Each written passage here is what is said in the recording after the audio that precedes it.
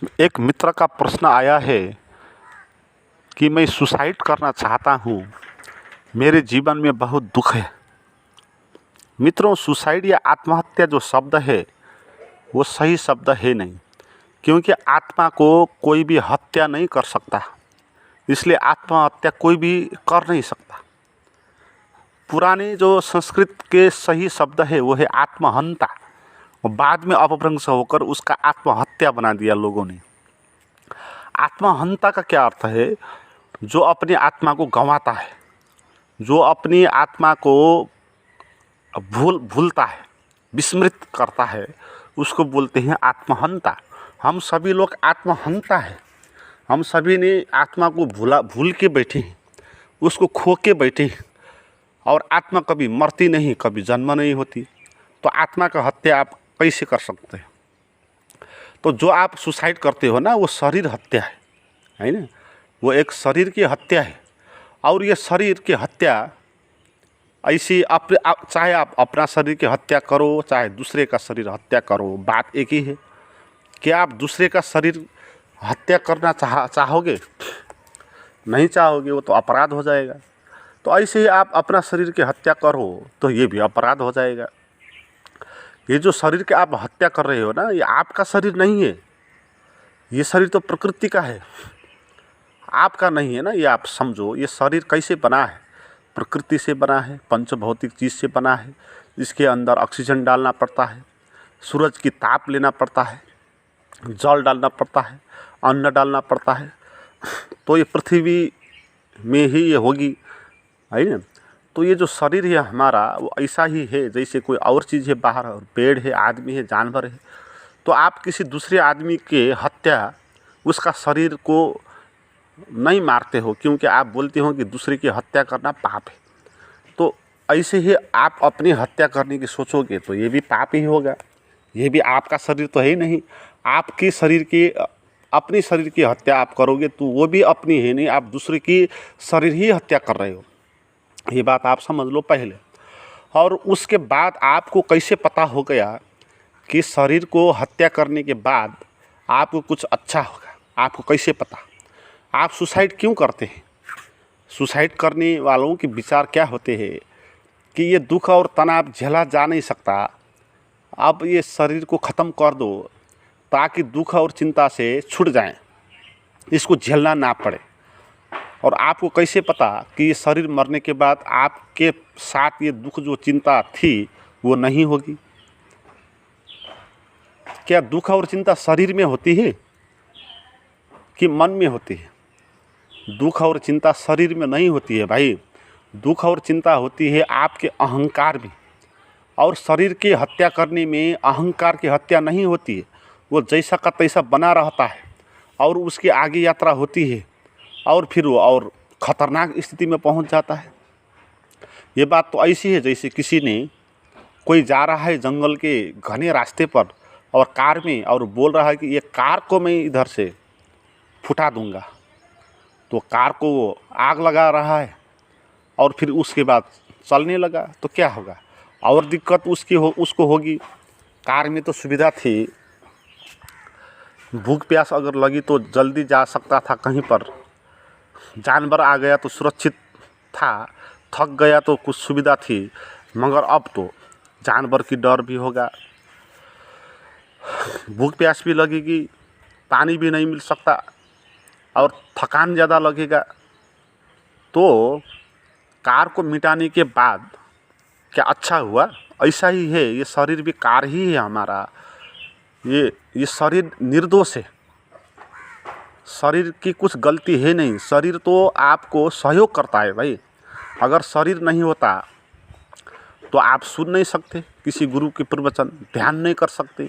शरीर नहीं होता तो अच्छे सौंदर्य आपको दिखाई नहीं पड़ता, संगीत आपको सुनाई नहीं पड़ता, तो ब्रह्म के बारे में आप जान नहीं सकते। तो शरीर तो जीवन को जानने के लिए, जीवन को जीने के लिए एक साधन है ना? तो शरीर को चेंज करके कुछ नहीं होगा। ये बात ऐसी है जैसे कोई आदमी बोल रहा है कि इस घर में रहकर ज़्यादा चिंता हो रही है तो इसलिए मैं दूसरा घर में जाता हूँ। तो दूसरा घर में जाकर क्या होगा? क्या उसकी चिंता मिट जाएगी या और हो जाएगी? और हो जाएगी, क्योंकि उस घर से दूर जाकर चिंता कम हो जाएगी ये सोच के वो दूसरे घर गया था, और वहाँ पर चिंता कम नहीं हुई तो फिर उसको डबल चिंता होगी। एक तो पहले जितनी चिंता थी वो चिंता होगी, और उसमें ये भी चिंता होगी कि अब घर बदलने से भी कुछ नहीं हुआ, तो अब डबल उसकी चिंता हो जाएगी। ऐसी सुसाइड करने वाले के पास भी चिंता होती है।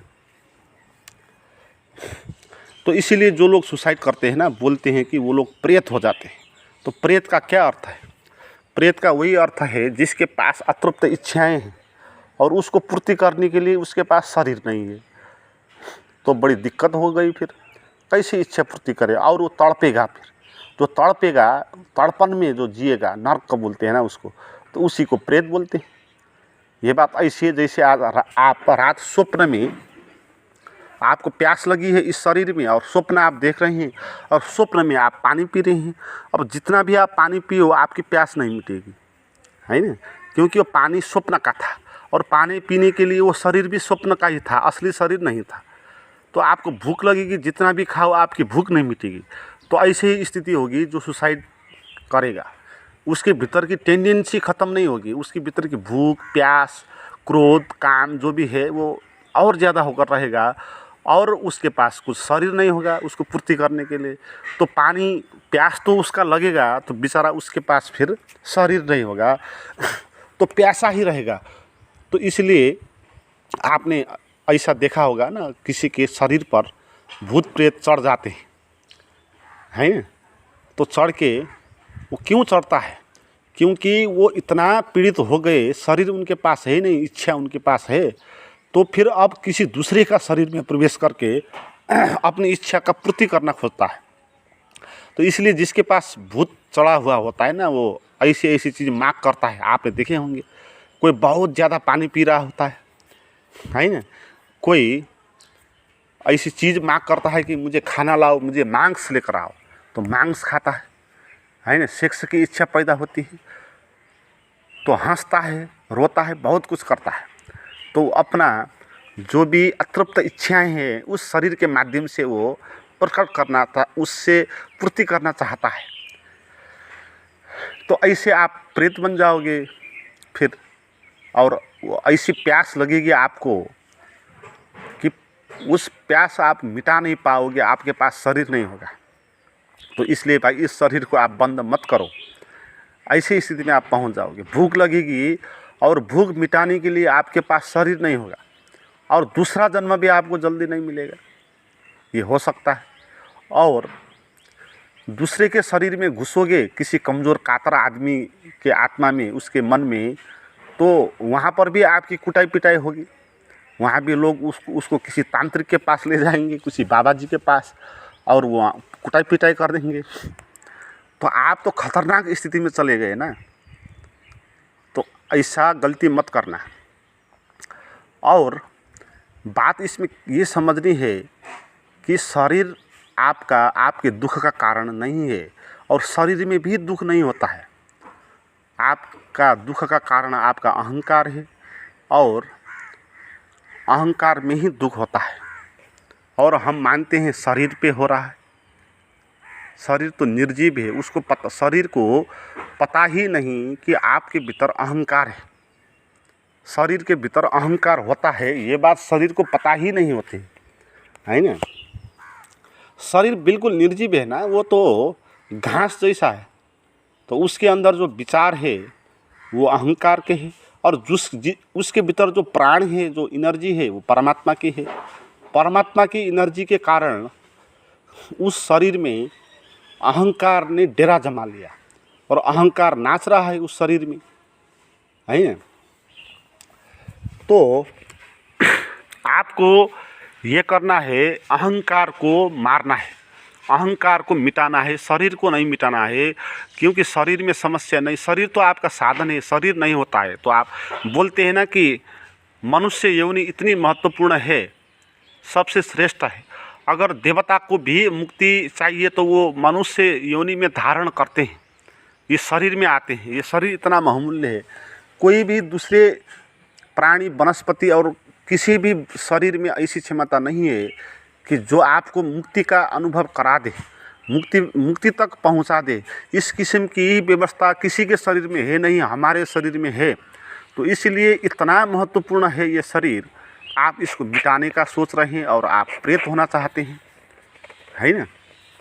तो बुद्धिमान बनो कुछ, और बुद्धिमानी यही होगी कि आपका जीवन में दुख है तो कारण जानो, क्यों दुख है। क्या शरीर के कारण दुख है, या मन के, या अहंकार के कारण दुख है। और दुख का अर्थ क्या होता है? दुख का अर्थ ये होता है कि आपको कुछ चाहिए और आपको वो नहीं मिला, इसलिए दुख हो रहा है। अहंकार को ही दुख होता है, क्योंकि चाहने वाला अहंकार है। आत्मा को तो कुछ नहीं चाहिए, आत्मा तो पूर्ण है ना। और शरीर को भी कुछ नहीं चाहिए, शरीर को छोटी छोटी चीज़ चाहिए। उसको प्यास लगी है, थोड़ा पानी पिला दो, शांत बैठ जाएगा। भूख लगेगी, 2 रोटी इसके अंदर डाल लो, शांत बैठ जाएगा। तो शरीर के पास भी इच्छा नहीं है, शरीर को भी कुछ नहीं चाहिए ज़्यादा, और आत्मा को तो कुछ चाहिए नहीं, वो तो पूर्ण है, चैतन्यमय है, बोधमय है। तो किसको चाहिए? उस अहंकार को चाहिए। अहंकार को चाहिए ज़्यादा, ये चाहिए वो चाहिए, तो इसीलिए उसको वो नहीं मिलता और वो दुखी हो जाता है। और अहंकार को क्यों चाहिए? क्योंकि एक झूठ है, वो अतृप्त है ना। जो झूठ होगा वो अतृप्त होगा, जो कमज़ोर होगा उसको ज़्यादा चाहिए, जो पूर्ण है उसको नहीं चाहिए। इसलिए स्वामी रामतीर्थ बोलते थे, जिसको कछु न चाहिए वही शहंशाह, शाह का भी शाह, सम्राट का भी सम्राट वही है जिसको कुछ भी नहीं चाहिए। जिसको कुछ चाहिए तो इसका अर्थ क्या है कि उसके अंदर कुछ कमी है ना। अहंकार के भीतर कमी होती है, और अहंकार के भीतर कमी क्यों होती है? क्योंकि वो खुद ही क्षुद्र है, अपूर्ण है, वो मान्यताओं से बना है। लोगों ने उसको बना दिया, आपने भी बनाया, लोगों ने आपको बोल दिया कि आप गरीब हो, आपने भी मान लिया कि मैं गरीब हूँ। आप सोचते बोलते रहे मैं गरीब हूँ गरीब हूँ गरीब हूँ, और गरीब ही हो गए, क्षुद्र ही हो गए। तो अहंकार गरीब हो गया इस तरह है। तो किसी को धनी है बोल दिया तो वो धनी हो जाएगा, तो खुश हो जाएगा अहंकार धनी होने के कारण। मगर अहंकार होने के कारण जो पीड़ा है वो बनी रहेगी, और धन से कुछ नहीं होगा। इसलिए जिन लोगों के पास धन है, पद है, प्रतिष्ठा है, वो ज़्यादा परेशान होते हैं, वो ज़्यादा सुसाइड करने की सोचते हैं, वही लोग ज़्यादा सुसाइड भी करते हैं। एक अचंभित बात आप देखें, दुनिया में जो सुसाइड करते हैं ना, जिन लोगों को करना चाहिए वो नहीं करते। असल में सुसाइड किसको करना चाहिए?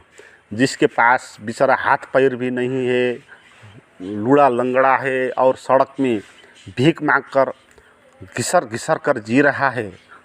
उस आदमी को ये शरीर ख़त्म कर देना चाहिए, क्योंकि इस शरीर का अंग अब है नहीं, वो चल नहीं सकता, वो दुख दे रहा है। तो शरीर को मिटा दो ताकि आगे कुछ दूसरा शरीर मिल जाए। तो उसको क्या बोलते हैं, करना चाहिए। मगर वो लोग नहीं करते हैं। आप देखे होंगे ऐसे लोग सुसाइड नहीं करते। कौन लोग करते हैं सुसाइड? जो लोग बड़े होते हैं, बड़े पद प्रतिष्ठा में पहुँचे हुए, सेलिब्रिटी हो गए, सुसाइड नहीं करते तो वो पागलपन की दवाई लेते हैं। वो दवाई उसको जिला रहती है, और दवाई नहीं लेते तो वो भी सुसाइड कर देते थे। दवाई उसको बचा रही थी, मगर वो भी सुसाइडल टेंडेंसी में ही जीते हैं। आपने सुसाइड किया ना किया ये दूसरी बात है, पहली बात तो आपके भीतर पीड़ा है, वो मूल बात है ना। तो पीड़ा ज़्यादा किसके पास होती है? ऐसे ही आदमी के पास होती है जिनके पास